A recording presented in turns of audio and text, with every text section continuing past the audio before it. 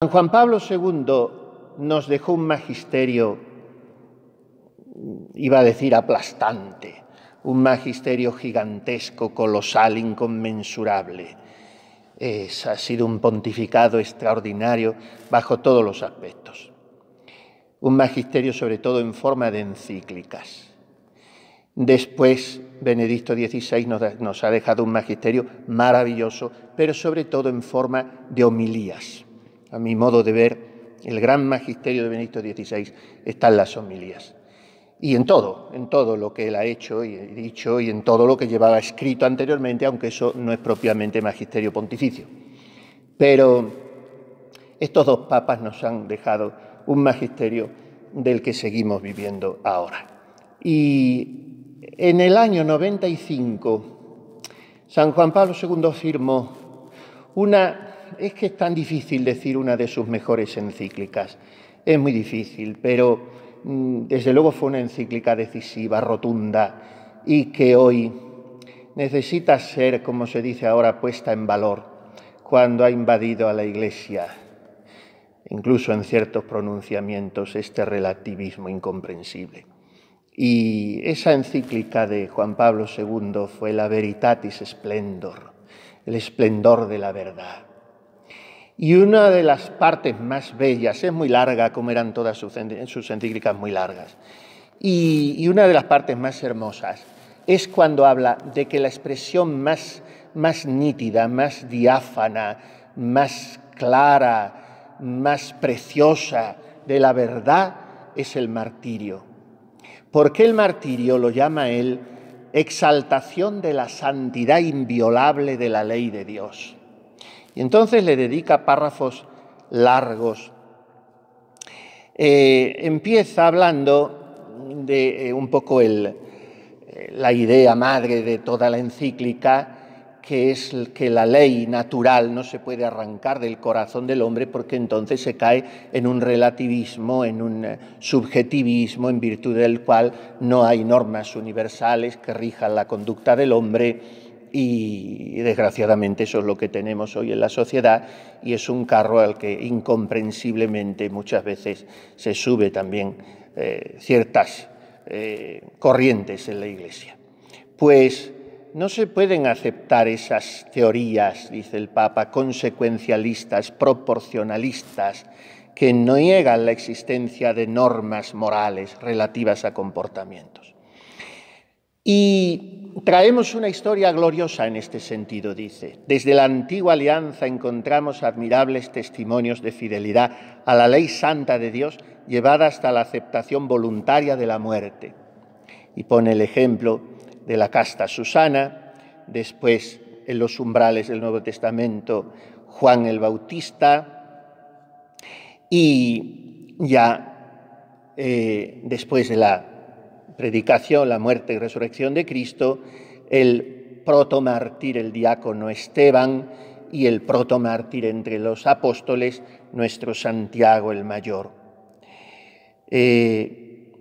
Otros innumerables mártires, dice el Papa, aceptaron las persecuciones y la muerte antes que hacer el gesto idolátrico de quemar incienso ante la estatua del emperador, porque hay que considerar que era muy poco lo que tenían que hacer aquellos primeros cristianos para salvarse de la muerte, tampoco como depositar un granito de incienso sobre el brasero encendido ante la estatua del emperador. Y se negaban a eso porque un gesto tan simple, hoy quitaríamos importancia a todos, son gestos, en fin, pero ellos no lo hacían, porque ese gesto tan simple implicaba una claudicación de su fe. Y algunos claudicaban, de hecho, y se llaman los lapsi, que significa caídos en latín. Y eso es lo que distingue nuestra persecución religiosa en la Cruzada Española de todas las otras. Y eso fue el gran milagrazo imponente del Espíritu Santo en la persecución española, que no hubo ni una sola apostasía. Y esto es impresionante cuando se ven los casos de besania, de crueldad, de verdaderas monstruosidades, y no hubo una sola apostasía. A veces casi en niños y en otras ocasiones en ancianos o ancianas. octogenarios, ni una sola apostasía. Pues la Iglesia, dice el Papa, propone el ejemplo de numerosos santos que han testimoniado y defendido la verdad hasta el martirio o han preferido la muerte antes que cometer un solo pecado mortal. Elevándolos a los altares, la Iglesia ha canonizado su testimonio y ha declarado verdadero su juicio, según el cual el amor implica obligatoriamente el respeto de sus mandamientos, incluso en las circunstancias más graves, y el rechazo de traicionarlos, aunque fuera con la intención de salvar la propia vida. En el martirio resplandecen dos cosas. Dice el Papa, era un filósofo y lo suyo era la antropología, y Juan Pablo II va siempre a la dignidad, a la grandeza del hombre, de la persona humana, como reflejo, como chispazo de la santidad, de la majestad, de la perfección de Dios. Era un enamorado del hombre, Juan Pablo II, y lo proponía constantemente, la belleza de lo humano. Aquello que dice San Leomagno en un sermón de Navidad, agnosce cristiane dignitatem tuam, reconoce, oh cristiano, tu dignidad, la dignidad del hombre elevada al plano sobrenatural por la filiación divina, por la fraternidad con Cristo, o sea, por el ser cristiano. Dos cosas resplandecen en el martirio, dice Juan Pablo II. La santidad de la ley de Dios, recordemos, por ejemplo, los macabeos, y a la vez la intangibilidad de la dignidad personal del hombre creado a imagen y semejanza de Dios. Es una dignidad que nunca se puede envilecer o contrastar, aunque sea con buenas intenciones, cualesquiera que sean las dificultades. Jesús nos exhorta con la máxima severidad. ¿De qué le sirve al hombre ganar el mundo entero si arruina su vida? El martirio, dice ahora magistralmente, el martirio demuestra como ilusorio y falso todo significado humano que se pretendiese atribuir, aunque fueran condiciones excepcionales, a un acto en sí mismo moralmente malo. Más aún, manifiesta abiertamente su verdadero rostro, el de una violación de la humanidad del hombre, antes aún en quien lo realiza que no en quien lo padece. El martirio es, pues, también exaltación de la perfecta humanidad y de la verdadera vida de la persona, como atestigua San Ignacio de Antioquía a los cristianos de Roma, lugar de su martirio. Por favor, hermanos, no me privéis de esta vida, no queráis que muera, dejad que pueda contemplar la luz, entonces seré hombre en pleno sentido, permitid que imite la pasión de mi Dios. Es maravilloso, lo leemos tantas veces en los maitines. Seré hombre en pleno sentido cuando contemple la luz. Y lo que me abrirá las puertas de la luz es la confesión de mi Maestro resucitado. Permitid que imite la pasión de mi Dios.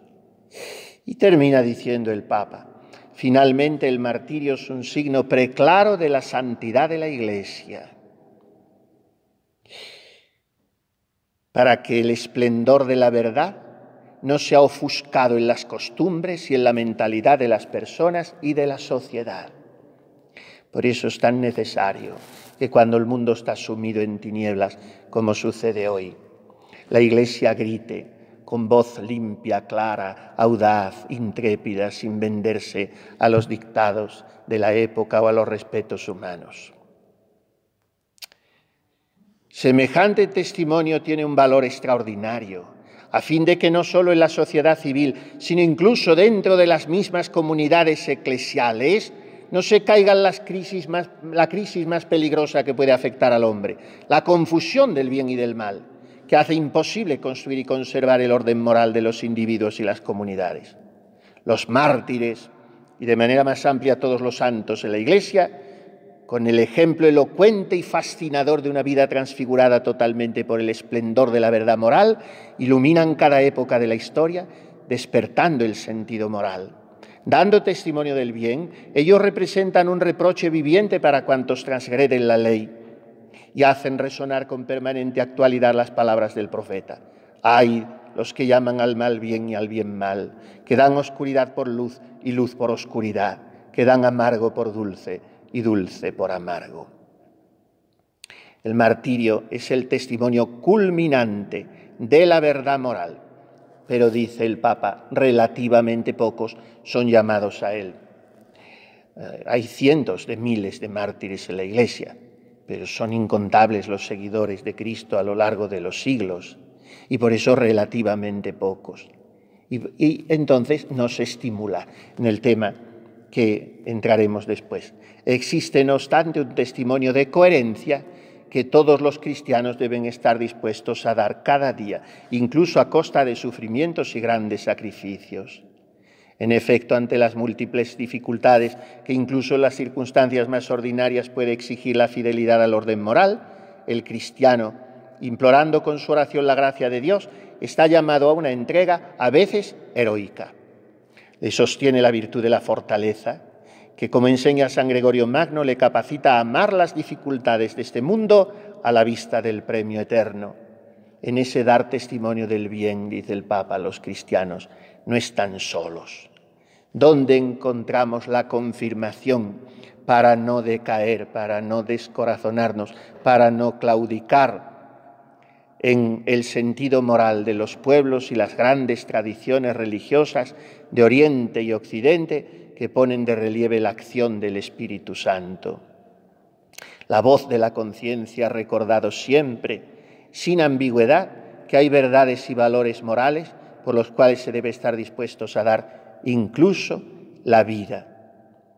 Sabemos, dice San Justino, que también han sido odiados y matados aquellos que han seguido las doctrinas de los estoicos por el hecho de que han demostrado sabiduría, al menos en la formulación de la doctrina moral, gracias a la semilla del verbo que está en toda raza humana. Con esta última cita termina así, todo lo que habla he resumido bastante. San Juan Pablo II, con esta última cita de San Justino, que es el patrono de los filósofos y uno de los mártires que entronca directamente con los apóstoles, quiere decir que, en un sentido muy amplio, todo el que padezca por la verdad, de alguna manera está confesando a Cristo, porque está moviéndose por aquello que llamaban los padres de la Iglesia las semina verbi, que están en todo hombre de conciencia rectamente formada, las semillas del verbo, donde haya un chispazo, una asomada de Cristo, del verbo encarnado, está la verdad. Y en un corazón que busca la verdad, está de una manera implícita, aunque ni él mismo lo sepa, la búsqueda de Cristo, porque Él es la verdad completa. Él es el hombre perfecto y Él es la encarnación de la santidad toda de Dios. Por tanto, el que busca la verdad busca a Cristo. Pues bien, esta es la belleza del martirio en la Iglesia y conmueve contemplar que no ha dejado de aparecer y de imponerse frente a la fealdad del pecado y frente a la vergonzosa actitud del miedo, de la cobardía, de la contemporización, de la tibieza, de la mundanidad, no ha dejado de imponerse en todas las épocas. Y es algo cíclico, vuelve y vuelve. Las oleadas martiriales vuelven sobre la Iglesia, siglo tras siglo, porque, como dice la epístola a los Hebreos, sine sanguinis effusionem non fit remissio. Sin derramamiento de sangre no hay perdón. Y como el mundo necesita la misericordia de Dios, necesita el testimonio supremo de la verdad que siga conmoviendo el corazón de Dios. Jesucristo tiene que ser verdad. El mundo debería comprender esto y debería inclinar su frente manchada por la soberbia intelectual ante esta evidencia de un testimonio aplastante, contundente, rotundo. Hombres, mujeres, ancianos, niños, ricos, pobres, seglares, consagrados, siglo tras siglo, van dando su vida por Cristo. Pero ¿quién es este hombre? Tendría que preguntarse el mundo. No ha sucedido jamás con nadie, ni con los grandes personajes de la historia de la humanidad, en cuyo honor se han levantado estatuas y monumentos, incluso templos paganos, idolátricos. Pero todo va pasando, Sí, van dejando un eco en la historia, este inventor, el otro descubridor, el otro emperador, el otro magnate, y van pasando. Pero nadie ha muerto por ellos.